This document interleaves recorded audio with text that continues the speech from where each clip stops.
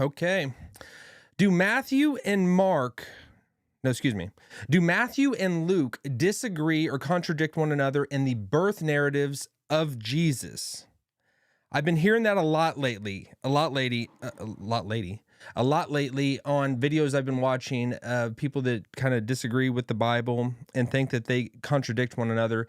And I had to talk about it because it seems like every time that I listen to it, they easily glance over a significant part of both of the narratives. So I wanted to talk about it. And today we are going to look at also a couple verses from the Old Testament and prophecy from the Old Testament that would have pointed towards the birth of Jesus, and see why there would have been what we call wise men, but they were technically magi from the east that came to the birth of Jesus. Why were they there? My name is Brandon Fogel. This is Evolution. Let's dive into it. All right, first of all, I wanted to, in the book of Numbers, you don't need to skip there, but if you want to, it's Numbers 24:17. It says, I see him, but not now. I behold him, but not near. A star is emerging from Jacob. A scepter is rising from Israel, and it smashes the brow of Moab and the foundation of all the sons of Seth. A star. So there was the expectation of a star arising. So this would have been a prophecy about the future Messiah that Balaam prophesied. He was not the best prophet. He was technically an ungodly prophet, but a prophet nonetheless. He wasn't in line with God, the God of the Bible, but he still prophesied. And there's people in the world that have that capability, that are able to prophesy, but might not be the best representatives of the God of Israel. Also, now we're going to skip ahead to Daniel, the book of Daniel. So when Israel was taken captive into exile, and I'm gonna actually switch this so you can see it on the screen. This is going to be the verse from Daniel. When Israel was taken captive into exile to Babylon, they were there hundreds of years, and Daniel was there with them, and he gave prophecies, and there was the expectation of a future Messiah, and Daniel actually laid out a time frame for when the Messiah would come. So Israel went into captivity to Babylon, and then they were brought back, but there was still a remnant that remained in Babylon, and they would have had the prophecies of Daniel.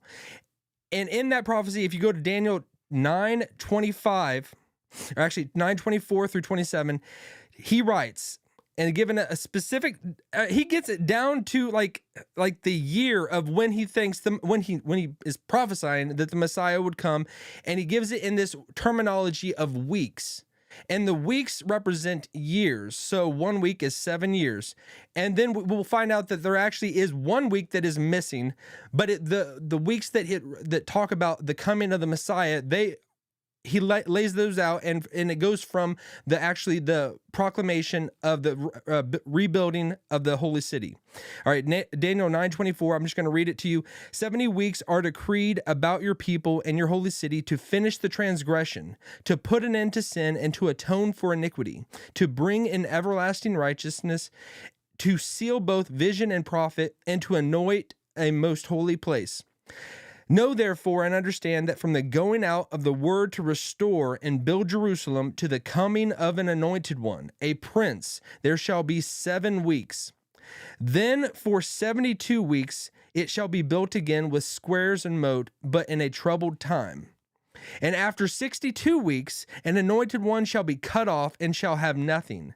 And the people of the prince who is to come shall destroy the city and the sanctuary. Its end shall come with a flood, and to the end there shall be war. Desolations are decreed. And he shall make a strong covenant with many for 1 week, and for half of the week he shall put an end to sacrifice and offering.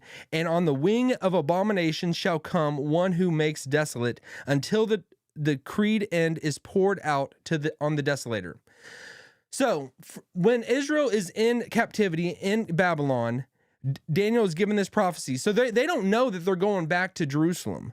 And he says from the decree about the holy city. This is basically this time starts.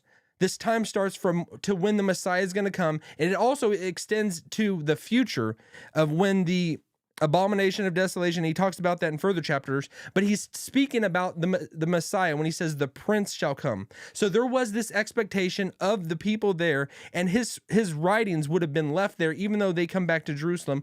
The Magi there, the people there would have had it, and they would have been timing it up for when the Messiah would come. So that is what brings them to find the Messiah, Jesus, in Jerusalem years later. Skip forward to the New Testament where we see about Matthew and Luke. Matthew and Luke give two different time frames, and this is what is easily skipped over that I've noticed. When Matthew is speaking, we're going to actually see what he says first.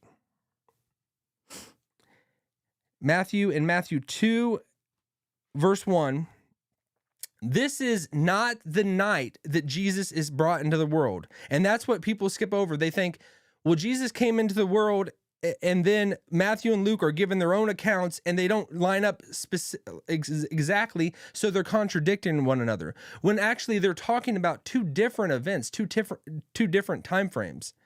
Matthew is speaking about not the night that Jesus brought into the world, but Luke is speaking about the night that Jesus is brought into the world.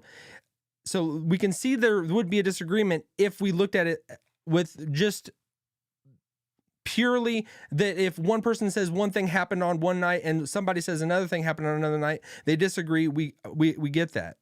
So Matthew writes in 2:1, he says, now after Jesus was born in Bethlehem of Judea in the days of Herod the king, behold, wise men from the east came to Jerusalem.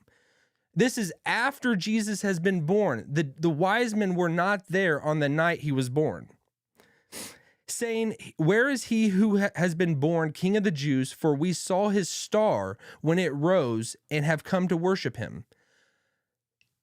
It is speculated that the wise men would have saw this, whatever it is, this star that there was the expectation from Numbers, but then they physically saw a star and they were brought to Jerusalem based on this star. The star most likely went up on the night Jesus was born. So they're seeing it and then traveling from Babylon, from the east.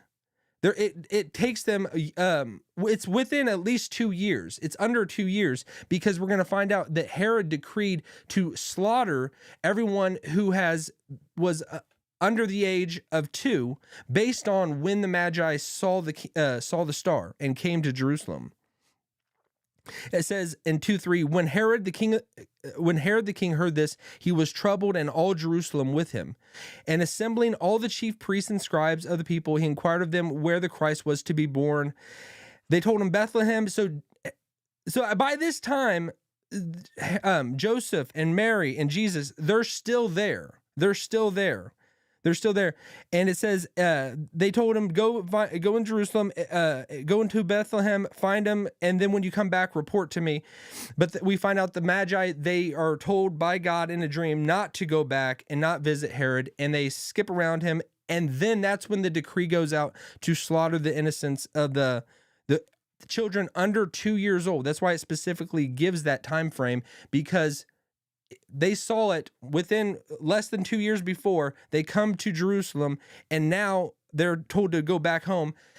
And Herod says he's been tricked, and he sends out the order to kill all the children. And then Joseph and Mary and Jesus, they are taken to Egypt. They're taken to Egypt.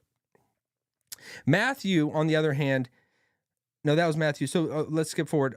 Luke, on the other hand, in Luke chapter 2, this is the actual night Jesus was born. So the Magi were not there. They were still in the east in Babylon or wherever they're from. And it's not 3 wise men. It's probably a whole